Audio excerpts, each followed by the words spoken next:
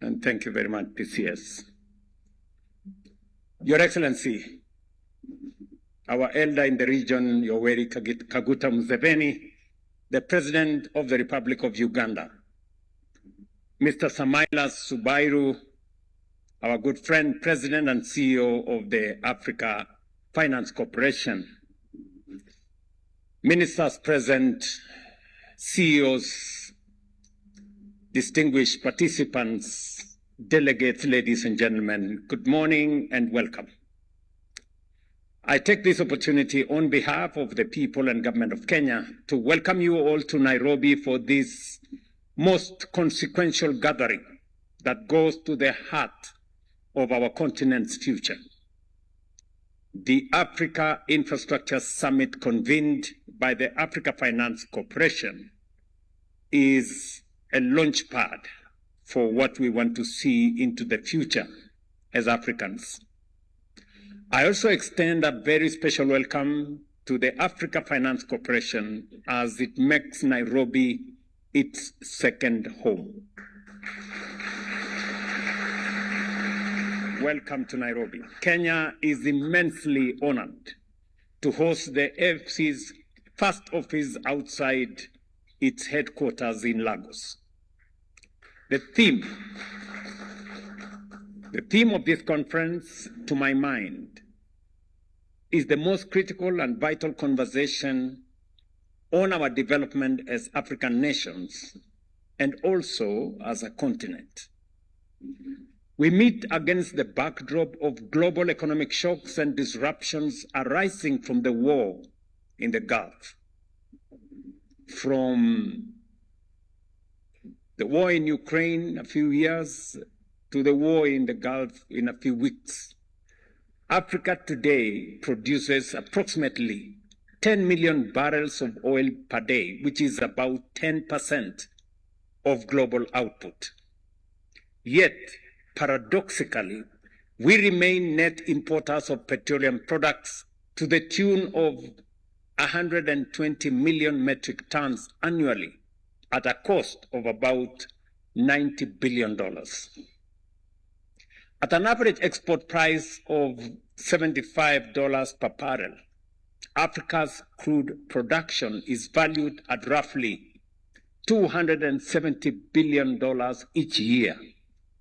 However, it is this same production, if this same production were refined domestically and exported as finished products at an average price of US $800 per ton, it would generate over $500 billion. This represents foregone income of about $230 billion, which is nearly 7.5% of our GDP from just one resource. This does not even account for the additional gains from downstream industries such as plastics and fertilizers, which we currently import and which we could add another 2 to 3% of our GDP. Excellencies, what point am I trying to make? Africa's place in global trade is defined by a structural imbalance that requires our urgent attention. According to the UN Trade and Development, the continent continues to export predominantly raw materials, minerals, fuels, and agricultural commodities, while importing the very products manufactured from those same resources. In many of our economies, over 60% of exports remain commodity-based, while we import nearly 3 times more manufactured goods than we export. It should not surprise us, therefore, that manufacturing has stagnated at about 10% of GDP for the last 2 decades. As long as this pattern persists, our growth will remain constrained, our economies will remain vulnerable, and our full potential will be unrealized. The leaders of the 50s and 60 years ago may be excused, Our continent then had a population of only 350 million people, largely rural and with limited purchasing power.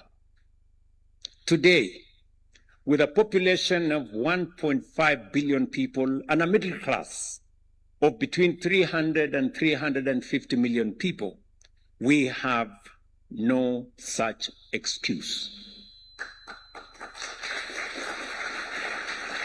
We cannot continue to export raw materials and importing finished products made from them.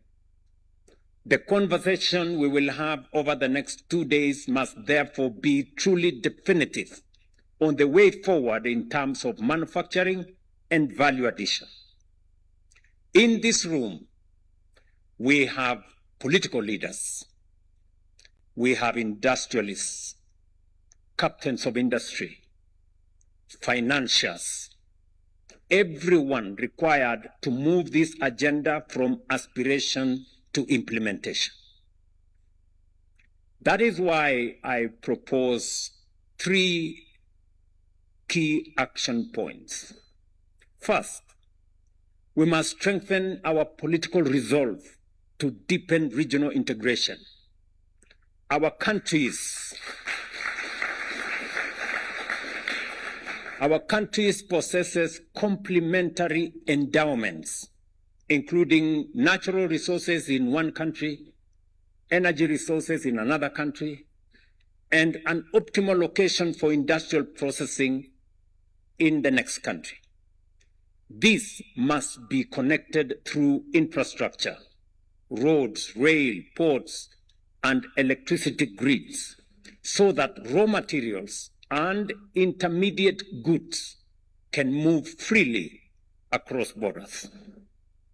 Equally important, the benefits of such integration must be shared equitably, ensuring that national boundaries do not impede the full realization of a common market with the free movement of goods, capital, and people.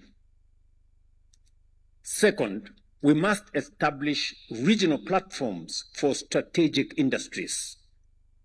It is worth recalling that the European Union began as the European Gold and Steel Community in 1951. Our East African community is richly endowed with renewable energy, the full spectrum of minerals driving the global energy transition, including copper, cobalt, nickel, manganese, graphite, lithium, and rare earth elements in Kenya, in Uganda, in Tanzania, in Burundi, in Rwanda, in DRC. We're all members of one community. I remember last evening talking to the president of Burundi on the possibilities that exist with the rich resources that exist in Burundi. I remember discussing with President Samia Suluhu this week. I put a phone call to President Museveni last week on this whole setup.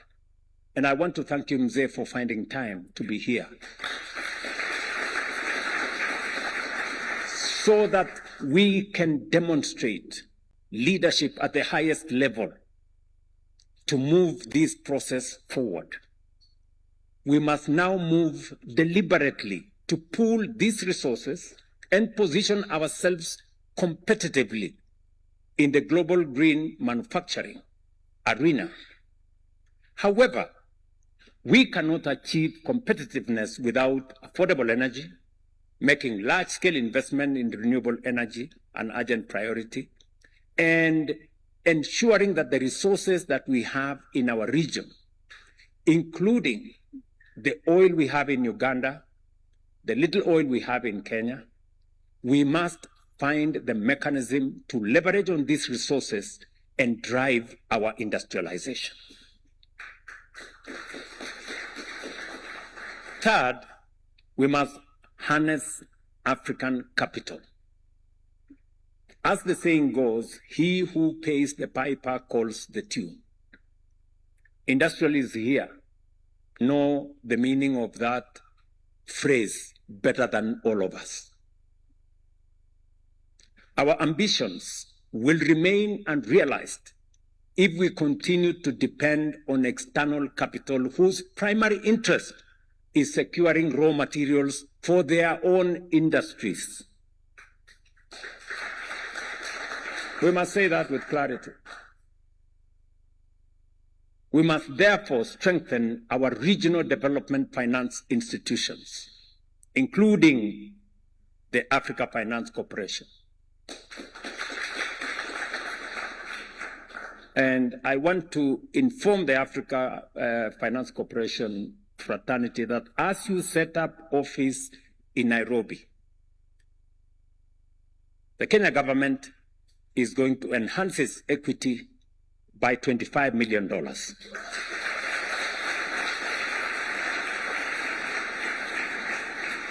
As a demonstration of the confidence we have in African financial institutions. I know the president of Afrexim Bank is here with us. When I came into office, we enhanced our equity in Afrexim Bank by $40 million. I know my friend Tadesse is here. We have already discussed how Kenya, being among the highest shareholders of TDB Bank, how we are going to enhance our equity and shareholding in Trade and Development Bank. And we are doing it intentionally and deliberately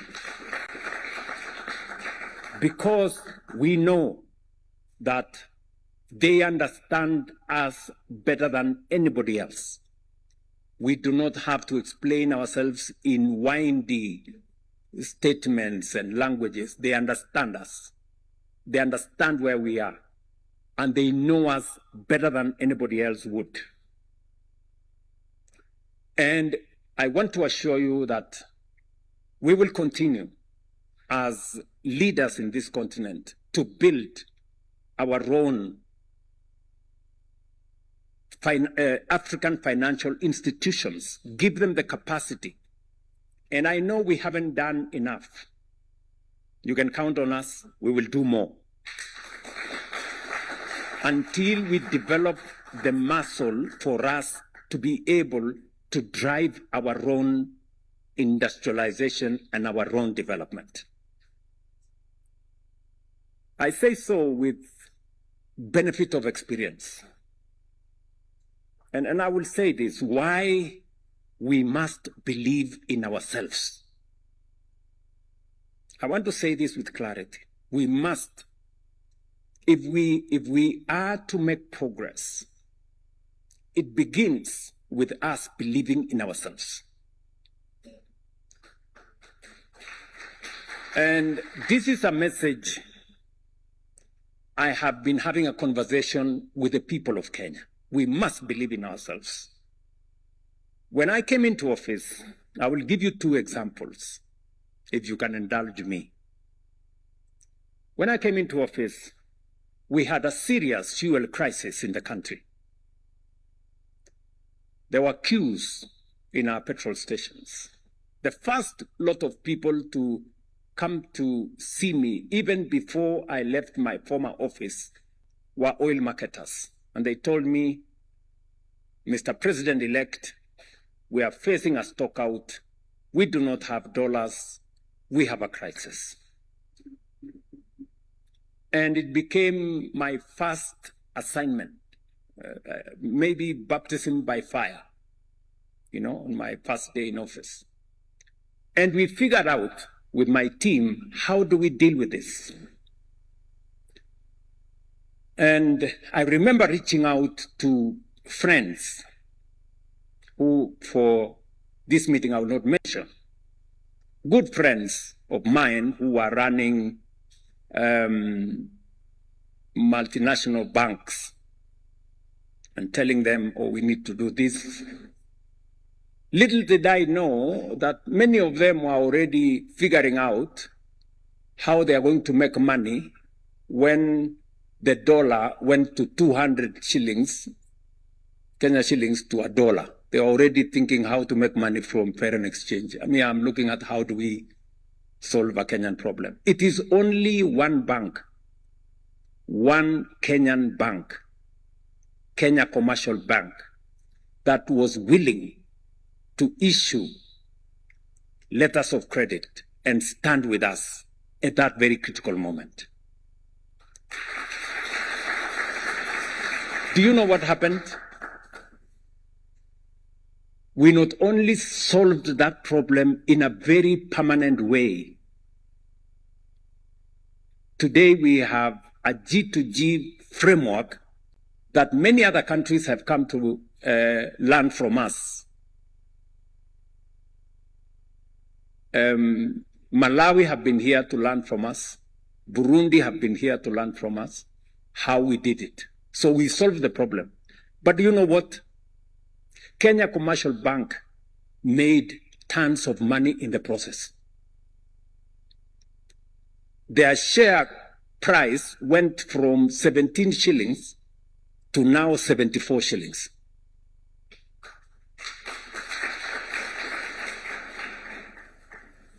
You know, if there was a case for believing in ourselves, Kenya Commercial Bank, being a Kenyan bank, believed in us. We believed in them. The outcome is a win-win. We not only solved our problem, but we built our bank even more. That's one example. Example number two. When I made a proposition to the people of Kenya on a matter that has been with us for a long time, on how do we deal with the challenge of housing. And it's a conversation we've had for long as Kenyans, possibly 25, 30 years of conversation. And I did make a proposition to the people of Kenya that it was necessary for us to do this using our own resources, mobilizing domestic capital for us to be able to undertake our housing program. There was a big debate, but today we have done what we couldn't do with money borrowed from this place and that place, talking to this guy and the other guy and one bank and another one. Using our own domestic resources, today we are building, concluding some of them, 240,000 housing units, with a pipeline of 700,000 housing units. We are building hostels for 180,000 students in our universities and Tibet, and we are building 600 modern markets around Kenya with our own resources. Using a housing fund derived from a housing levy, we have signed contracts for $4 billion. $4 billion. Not a single shilling borrowed from anybody. Domestic resources built by Kenyans, raised from Kenya. Believing in ourselves. I make this case firmly that the challenges we face, the aspirations we have for the future, we have the solutions within us. And that's why I'm very happy that we have in our midst not just Africa Finance Corporation, we have the leadership of Afri-Exim Bank, we have the leadership of Shelter Afrique, we have the leadership of ADB, we have the leadership of Trade and Development Bank. These are institutions that we must mark for the future, and we must invest in them and work with them. Look, Nigeria has been a producer of oil for all the years that we know. Yet, when you went to Nigeria, there were queues of people looking for fuel in petrol stations for a long time, until one African stepped forward and built a refinery Aliko Dangote here.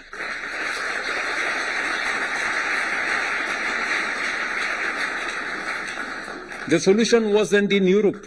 It wasn't in Asia. The solution was in Nigeria. For a problem that disturbed Nigeria for years.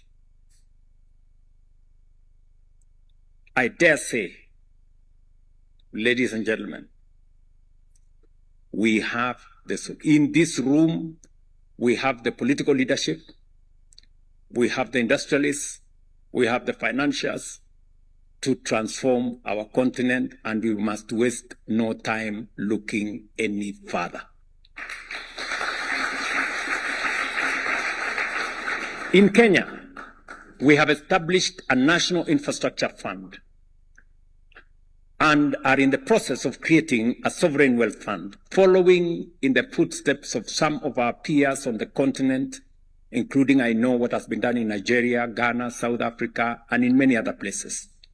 Through these instruments, we aim to mobilize public and private, as well as domestic and foreign capital, to fund major priority projects in the tune of $40 billion over the next decade. When you heard my minister here speak, he said, we already have mobilized $3 billion, just in a short span. And we are looking at the people in this room, how we are going to work together to leverage that money so that we can drive the issues we are discussing here. Infrastructure, transport, logistics, infrastructure. Because Kenya's infrastructure ambition are bold. We seek to expand our road network by over 28,000 kilometers, more than double what we have today over the next 7 years. We also aim to generate an additional 10,000 megawatts, nearly 3 times our current installed capacity. And that is to support modern technology, power industrialization, and sustain economic expansion. At the same time, we are strengthening our export-led agricultural transformation and food security through large-scale irrigation anchored on the construction of at least 50 mega dams to bring an additional 2.5 million acres of land under productive use. Listening to my friend, the CEO of AFC, he did mention very clearly that we have some of the largest agricultural lands in our continent. How do we leverage on those? Why is Africa still a hungry continent? Why is Africa still defined by hunger and imports from all manner of places when we can do it right here? These are not merely national priorities. They are integral to the broader continental agenda of industrial transformation through manufacturing and value addition. For far too long, the economic destiny of our continent has been shaped by others.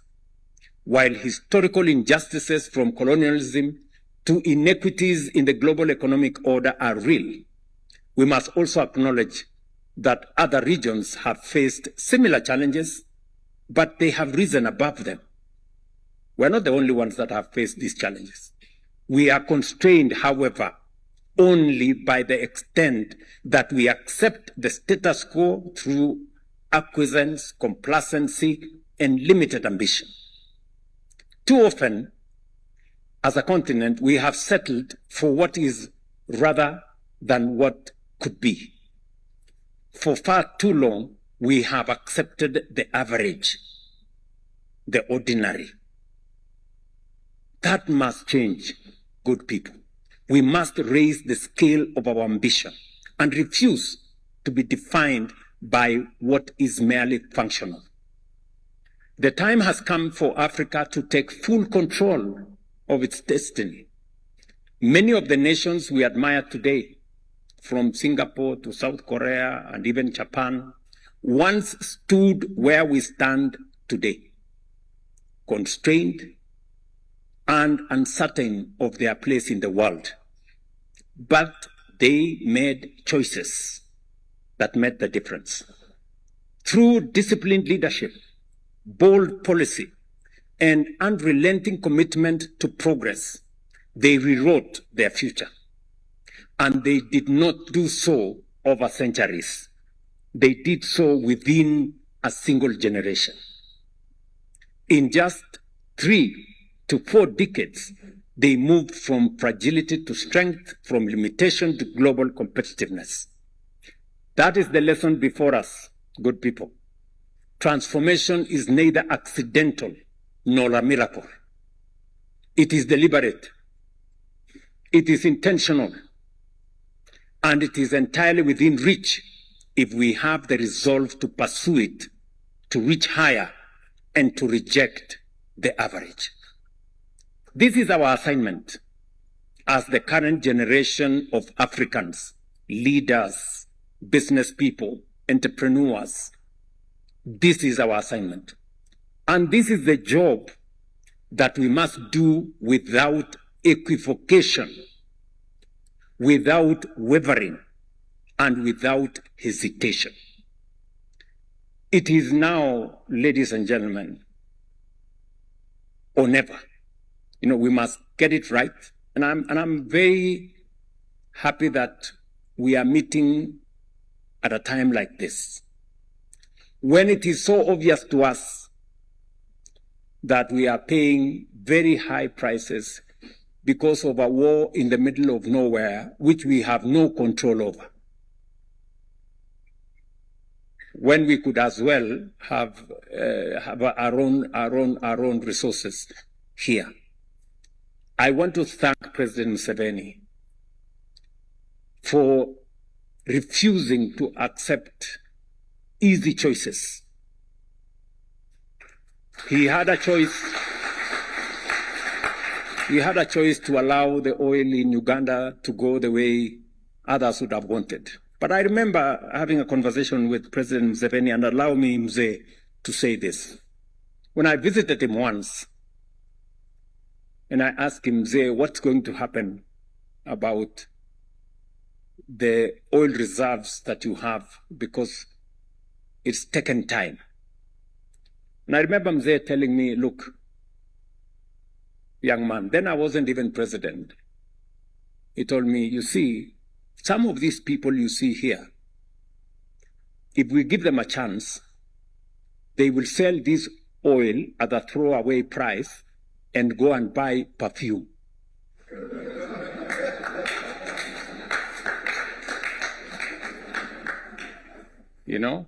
Those are his words. And they have never left my mind.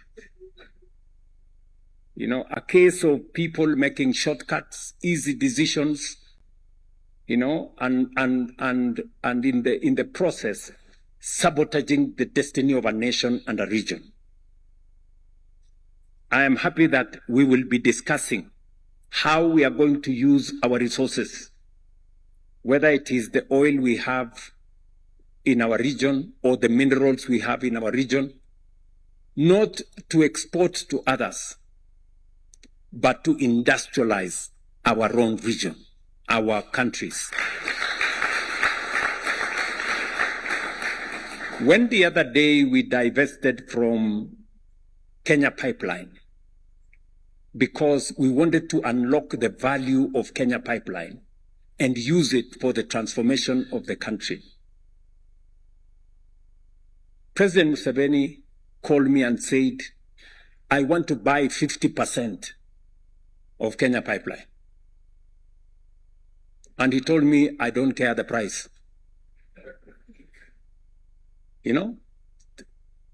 That's how serious he was. When some other pessimists in Kenya were saying, oh, the price is very high, I don't know. President Museveni could see beyond